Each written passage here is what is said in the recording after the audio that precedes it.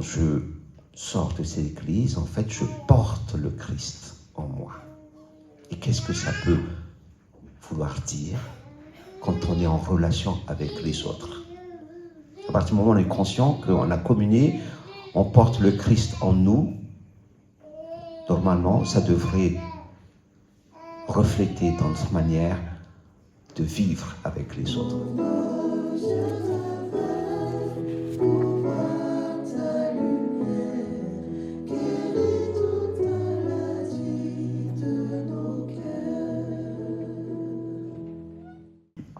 L'évangile qui servira de texte de prédication ce matin, c'est celui de Jean, au chapitre 6, les versets 24 à 35. Évangile de Jean, chapitre 6, versets 24 à 35. Je vous invite à vous lever et nous allons l'écouter au nom de Jésus-Christ. Les gens de la foule, ayant vu que ni Jésus ni ses disciples n'étaient là, montèrent eux-mêmes dans ces barques et allèrent à Capernaum à la recherche de Jésus. Et l'ayant trouvé au-delà de la mer, ils lui dirent « Rabbi, quand es-tu venu ici ?» Jésus leur répondit « en vérité, je vous le dis, vous me cherchez, non parce que vous avez vu des miracles, mais parce que vous avez mangé des pains et que vous avez été rassasiés. Travaillez, non pour la nourriture qui périt, mais pour celle qui subsiste pour la vie éternelle, et que le Fils de l'homme vous donnera. Car c'est lui que le Père, que Dieu a marqué de son sceau. » Ils lui dirent « Que devons-nous faire pour faire les œuvres de Dieu ?» Jésus leur dit « L'œuvre de Dieu, c'est que vous croyez en celui qui l'a envoyé. » « Quel miracle fais-tu donc ?» lui dirent-ils, afin que nous le voyions et que nous croyions en lui. « Que fais-tu » ? « Nos pères ont mangé la manne dans le désert, selon ce qui est écrit, il leur donna le pain du ciel à manger. » Jésus leur dit « en vérité, je vous le dis, Moïse ne vous a pas donné le pain du ciel, mais mon Père vous donne le vrai pain du ciel. Car le pain de Dieu, c'est celui qui descend du ciel et qui donne la vie au monde. » Ils lui dirent « Seigneur, donne-nous toujours ce pain. » Jésus leur dit « Je suis le pain de vie, celui qui vient à moi n'aura jamais faim, et celui qui croit en moi n'aura jamais soif. » Père Saint, sanctifie-nous par ta vérité, ta parole est la vérité. Amen.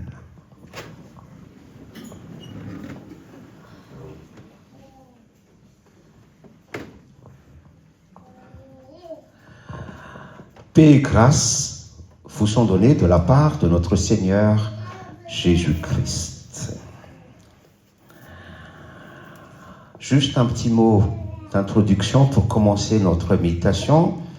Vous savez, pour nous, maintenant, les chrétiens du XXIe siècle, ce qui est une évidence, c'est que la Bible est composée de l'Ancien Testament et du Nouveau Testament. Quand on parle de la Bible, donc, on parle de ces deux testaments. Or, à l'époque de Jésus, à l'époque des disciples, à l'époque de la toute première communauté, la Bible, c'était l'Ancien Testament. Ça, il faut toujours se rappeler. Parce que pour nous, c'est une évidence qu'on a aussi donc le Nouveau Testament comme faisant partie de la Bible. Mais la toute jeune communauté chrétienne au premier siècle, et même les disciples, et même l'apôtre Paul, lorsqu'il a fondé les communautés, quand il a fait des missions, le Nouveau Testament n'existait pas encore.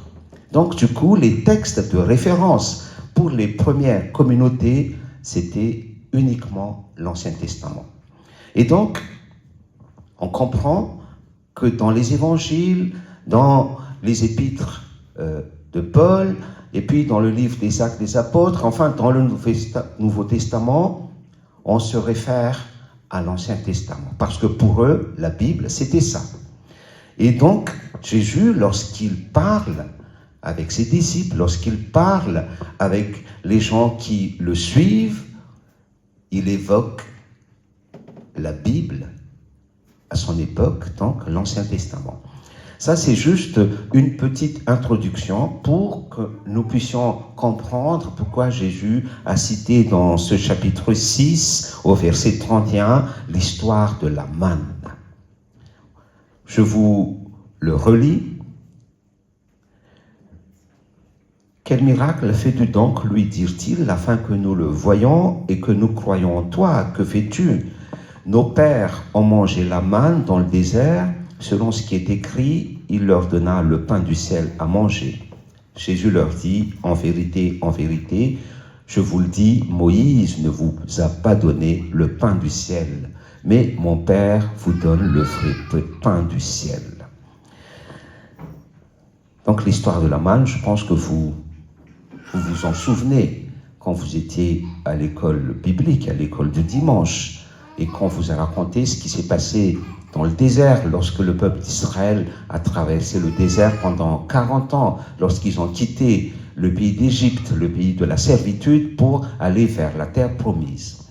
Et donc, à un moment, ils ont râlé contre Moïse parce qu'ils avaient faim, et puis ils ont râlé contre Moïse parce qu'ils avaient soif, et puis à un moment, ils ont regretté d'être partis d'Égypte. Et Moïse jouait toujours l'intermédiaire, l'intercesseur, le médiateur entre le peuple et Dieu. Et donc, Jésus rapporte systématiquement à Dieu ce qu'il entend de la part du peuple d'Israël. Donc, à un moment, Dieu a envoyé de la manne pour nourrir le peuple d'Israël. Et ce qui est intéressant à comprendre, c'est cette histoire de la manne. Qu'est-ce qui est derrière? Et pourquoi ça revient dans cet évangile, dans ce chapitre 6 de l'évangile, cette histoire de la manne, et en plus c'est dans un contexte où Jésus a nourri la foule qui l'a suivi. Tout simplement, c'est que manne en malgache, manne vient du mot hébreu man-ou, en deux mots, man-ou, et qui signifie tout simplement « qu'est-ce que c'est ?» C'est ça le sens du mot « manne ». Qu'est-ce que c'est? Donc c'est une interrogation. Évidemment, quand c'est tombé du ciel, ça n'a pas été conçu par les mains d'hommes, ce n'était pas du fruit de la terre. Donc du coup, le peuple, lorsqu'ils ont découvert cette chose qui est tombée du ciel, c'est une évidence, la question qui se pose, qu'est-ce que c'est? Et donc, ça, c'est devenu un nom de ce pain qui est tombé du ciel, qu'est-ce que c'est? Donc, c'est une question, est une très bonne question, c'est une question, je dirais, presque philosophique, abstraite. Regardez une chose et essayez d'en savoir la nature. Man-ou. C'est ce qui a donné donc ce mot manne. Qu'est-ce que c'est que cette manne? Qu'est-ce qui s'est passé? Donc je ne vais pas répéter ce que j'ai dit, c'est que les Israélites sortaient d'un grand pays, ils sortaient d'Égypte avec ses phares, ses pharaons, ses pyramides, sa richesse, le grenier à blé rempli. Et donc c'est sûr qu'ils avaient été bien nourris. Les marmites étaient pleines, on avait de la viande à satiété. Alors, que sont-ils venus faire dans ce trou perdu qui est un désert? Qu'est-ce qu'ils avaient sorti ainsi de ce pays d'Égypte, pays de richesse? Au désert, il n'y avait pas grand-chose. Parce que pendant 40 ans, ils se contentaient de peu, vraiment de peu. Ils sont sortis du pays d'Égypte parce qu'ils ont entendu une promesse. Ils y croyaient. Ils ont mis leur foi dedans. Et la promesse est qu'ils vont aller dans un pays où coule le lait et le miel. Donc, ils sont partis dans le désert et qu'ils ne peuvent pas vivre comme ils étaient au pays d'Égypte.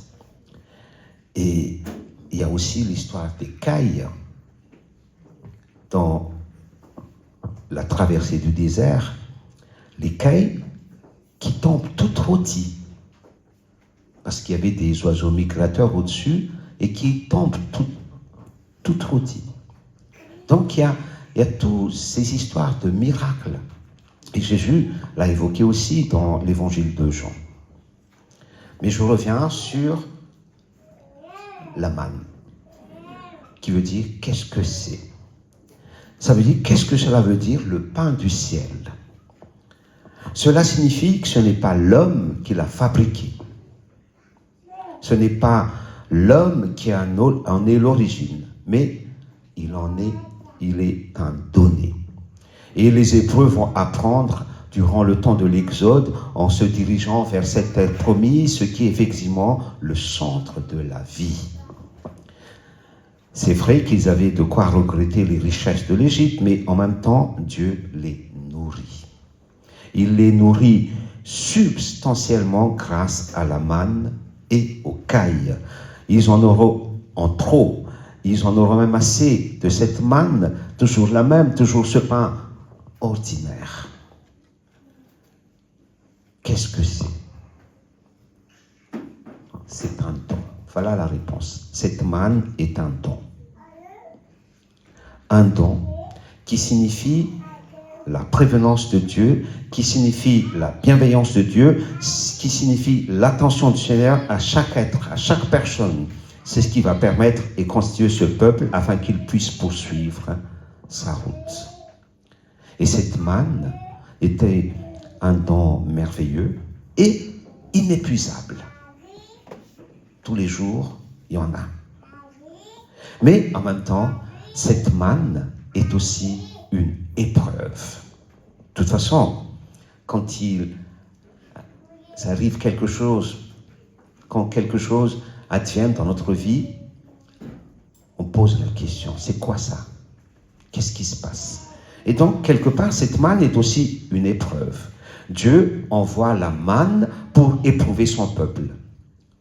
Qu'est-ce que ça dit? C'est tout simple. Nous devons vivre au jour le jour de cette manne qui nous est donnée, pas plus, pas moins. Et c'est ce qui est dit dans la prière de notre Père. Donne-nous notre pain de ce jour. Et selon certaines traductions, on dit donne-nous notre pain quotidien. Ce qui est curieux, mais bon, c'est pas le texte, c'est pas la thématique de notre prédication, c'est que la prière que Jésus a enseignée ne dit pas donne-nous le pain de demain. Donne-nous notre pain de ce jour. Donc, tous les jours, sauf dans l'histoire du peuple d'Israël, sauf le Shabbat. Le Shabbat, il n'y a pas de manne. Et que la veille, le peuple a le droit d'en récolter le double. Et ainsi, en donnant la manne, Dieu a éduqué le peuple à se mettre au rythme de sa vie à lui. Parce que vous vous rappelez, Dieu a travaillé pendant 6 jours dans l'histoire de la création, dans le livre de la Genèse, et le 7e jour, il se repose. Donc, du coup, il a dit au peuple, le Shabbat, il n'y a pas de manne tombée du ciel, donc la veille, vous faites un stock, une réserve. C'est-à-dire que Dieu entraîne l'humain à se mettre au rythme de sa vie à lui, à Dieu, à se mettre au diapason de sa semaine à lui, donc quelque part de son dimanche à lui, de son Shabbat. Dieu éduque l'homme, il le fait grandir, il le fait mûrir dans un don qui est en même temps une épreuve et qui lui permettra de réaliser effectivement ce que Dieu lui demande. Mais en même temps, cette ambiguïté de la manne se réalise dans un acte de plénitude. Lorsqu'on a reçu la manne, lorsqu'on a reçu la bienveillance de Dieu, lorsque l'on a reçu la vie de Dieu, lorsqu'on comprend, puisque c'était là la question des Hébreux, que Dieu est effectivement présent avec nous, cela comble tous les vides et tous les manques du peuple d'Israël. C'est ça. Dieu comble le vide que le peuple a ressenti pendant la traversée du désert. Et donc, dans l'évangile, je reviens sur l'évangile, lorsque Jésus est face à cette foule qui est venue le chercher, nous nous trouvons en fait dans la même situation que le peuple d'Israël, dans le livre de l'Exode. Cette foule a connu l'abondance d'un instant, parce que Jésus a fait la multiplication des pains, et il en restait après avoir distribué à tout le monde. Et donc, cette foule a connu aussi, à ce moment-là, l'abondance et la richesse de la multiplication des pains. Et ils se sont dit, enfin, on est nourris. Pas seulement nourris de la parole du Christ, mais nourris aussi sur le plan physique, sur le plan matériel. Donc, ils se sont dit, enfin, on est nourris. Quelque part, la foule a compris que quelqu'un prend soin d'eux. Jésus a pris soin de cette foule. Et en plus, ils se sont dit, on est là sans travailler à recevoir le pain. Et pour le coup, je fais un jeu de mots, c'est un pain béni. Parce qu'ils n'ont pas travaillé, ils ont reçu comme ça.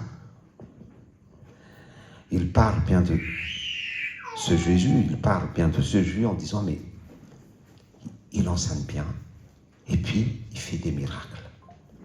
Et donc, du coup, quand il n'est plus là, ce que le texte le dit, Jésus et les disciples sont partis.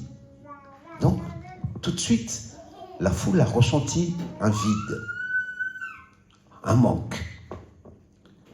Et donc, où est-il ? Où est passé Jésus ?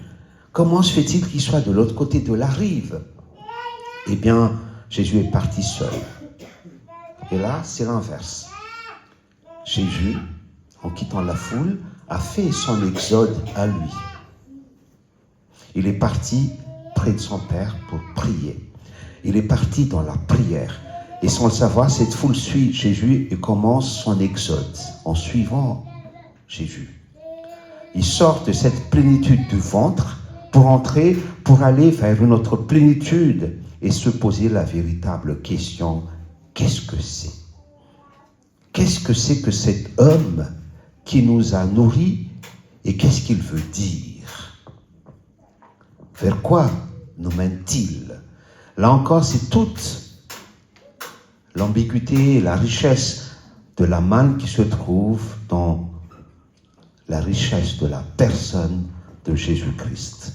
Et donc, tout ça, c'est pour vous dire, et l'Évangile nous le rappelle, Jésus est le don du Père. Jésus est la manne en personne. Le don magnifique, inépuisable. Et d'ailleurs, ce qu'il a dit aussi à la Samaritaine, je crois qu'il y a 15 jours, c'était notre texte de prédication, c'était l'histoire de la Samaritaine.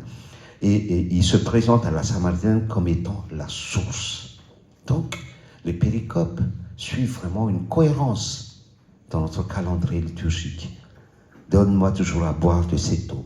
Fais que je n'ai plus jamais soif. Et donc, la foule, c'était la demande de la Samaritaine. Et là, la foule dit, donne-nous de ce pain-là.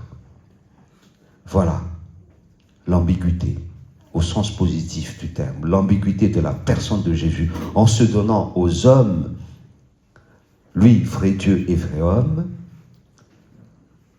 il va y avoir la réalisation du don incarné. Et c'est ce qu'on fête à Noël. Donc, quelque part, quand on célèbre Noël, on célèbre la manne incarnée en la personne de Jésus-Christ. Et voilà ce qui nourrit, chers amis, cette manne. Et c'est ça, le sens de cet évangile. Donne-nous de ce pain-là toujours. C'est un don merveilleux que la personne de Jésus, mais c'est un don à la fois humble, ordinaire même, mais plein de richesse. Dieu est un homme, et cet homme est Dieu. Il faut reconnaître dans l'humanité du Christ, sa divinité. Il faut reconnaître à travers le pain, qu'il est le pain de vie. Il faut reconnaître qu'au-delà de la manne, c'est le don de la parole. Il faut reconnaître que Jésus est la parole faite chair. Nous, aujourd'hui, nous vivons exactement la même chose. Nous sommes, c'est vrai, nous sommes, je dirais, dans de graves pâturages de la société de consommation. Quelque part, nous sommes dans l'Égypte des temps modernes, avec les richesses. Nous, ici en Europe, je parle de contexte. Ici, en Europe, je ne parle pas du contexte dans des pays où il n'y a pas vraiment ce système de société de consommation. C'est plutôt un système de survie. Nous sommes ici dans un système où tout est presque en abondance.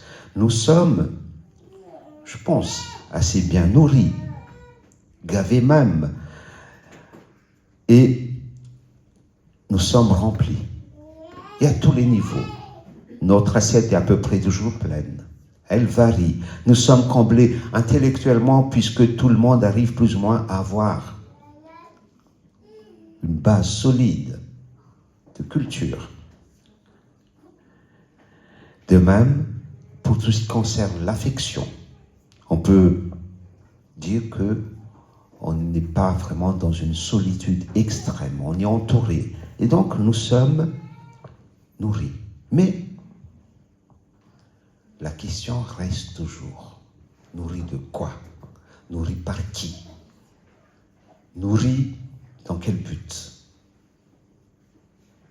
Et donc, qu'est-ce que c'est? Ça revient à la question, le nom de la manne, qu'est-ce que c'est? Donc, qu'est-ce que c'est? Qu'est-ce qu'elle est vraiment ma nourriture? Quelle est notre faim? Sommes-nous les êtres blasés de la vie de Dieu? Sommes-nous des êtres sans espoir et sans cœur pour être tout au Seigneur et d'avoir faim et soif de lui, de sa parole, et d'en être ainsi rassasiés? Voilà. Donc, tout à l'heure, nous allons communier. Et il y aura donc l'Eucharistie, c'est-à-dire le sacrement de la communion, le pain et le vin, signes visibles, tangibles, palpables, consommables de la présence du Christ avec nous. Donc, quand on se met à genoux pour communier, on se pose la question en disant, Seigneur, ce que tu me donnes là, qu'est-ce que c'est? C'est la manne pour moi. C'est le pain de vie pour moi. C'est l'eau de vie pour moi. C'est ça la réponse. Et donc c'est derrière, c'est-à-dire la présence du Christ pour moi. Quand on dit pour moi, c'est encore à l'extérieur. Mais en moi, ça devient quelque chose d'intérieur. Et donc, qu'est-ce que c'est, une fois qu'il est en moi, va me poursuivre partout où je suis. Et on peut dire après que grâce à ce qu'est-ce que c'est, ce n'est plus moi qui vis, mais c'est le Christ qui vit en moi. Et c'est ça le sens de la mendication. De toute façon, quand on mange quelque chose, ça rentre à l'intérieur. Et donc, quand on mange le pain de la communion, ça rentre à l'intérieur. Et quand on y croit que c'est la présence du Christ, donc du coup, logiquement, c'est vraiment un raisonnement rationnel, logiquement, du coup, avec cette foi. De toute façon, c'est la foi qui prend le dessus. Donc du coup, ça veut dire que cette présence est maintenant à l'intérieur de moi, dans mon cœur, dans ma tête, dans mon âme. Et donc du coup, quand je sors de cette église, en fait, je porte le Christ en moi. Et qu'est-ce que ça peut vouloir dire quand on est en relation avec les autres? À partir du moment où on est conscient qu'on a communié, on porte le Christ en nous, normalement, ça devrait refléter dans notre manière de vivre avec les autres. Est-ce que le fait de porter le Christ en moi a un sens quand je m'adresse la parole aux autres, quand je fais un geste envers les autres?